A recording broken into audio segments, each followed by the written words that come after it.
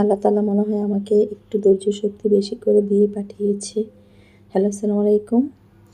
সবাইকে রমজানের শুভেচ্ছা জানিয়ে শুরু করছি। তো আমি আপনাদের সাথে একটু শেয়ার করছি যে আমার মতন কার কার এরকম হয়। আমার দুপুর 12টা থেকে সন্ধ্যা 6টা পর্যন্ত 1 মিনিটও কোনো রেস্টের কোনো সময় পাই না। মাঝে দিয়ে আমি নামাজের সময়টা বের করে নামাজ আর আদায় করে নিই। তো যদিও আমার হেল্পিং হ্যান্ড এসে কিছুটা আমাকে সাহায্য করে, তো সাহায্য করলেও উনি ওনার মতন ওনার কাজ করে, আর সংসারের অন্যান্য যা কাজ আছে সব আমাকে একা হাতে সব কিছু সামাল দিতে হয়। তো আমি রাতের জন্য কিছু রান্নাবান্না প্রথমে করে নিলাম, আর এখানে আমি কিছু চিকেন ফ্রাই ভেজে উঠিয়ে নিচ্ছি।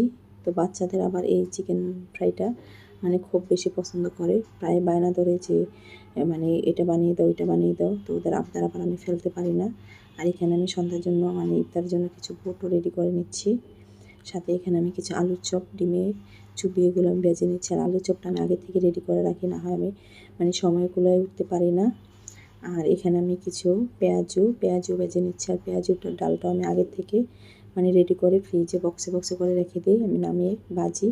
আমি বেগুনের জন্য কিছু রেডি করে নিলাম। এখানে আমি সালাডটা আমার নিজের হাতে কেটে এটা মিক্সড করে নিতে হয়। এখানে আমি বেলের শরবত বানাচ্ছি, আর বেলের শরবতটাও আমার হাতেই করতে হয়। তা আমি নিজে করে এগুলো আমি ছেঁকে গ্লাসে গ্লাসে আবার আমাকে পরিবেশন করতে হবে। আর ছেলেমেয়েরা আবার বেলের শরবত খাবে না, ওদেরকে আবার অন্য কিছু বানিয়ে দিতে হবে। তো ছেলেকে আমি প্রোটিন মিল্কশেক বানিয়ে দিচ্ছি, আর মেয়ে আবার এটা খাবে না, লেবুর শরবত খাবে। এক একজনের এক এক খাবার, এটার জন্য আরও আমার বেশি কষ্ট করতে হয়।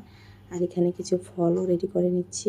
তো এই হচ্ছে দুপুর 12টার পরের থেকে আমি 1 মিনিটও কোনো সময় পাই না। সন্ধ্যা 6টা পর্যন্ত আমার একটানা কাজ করে যেতেই হয়।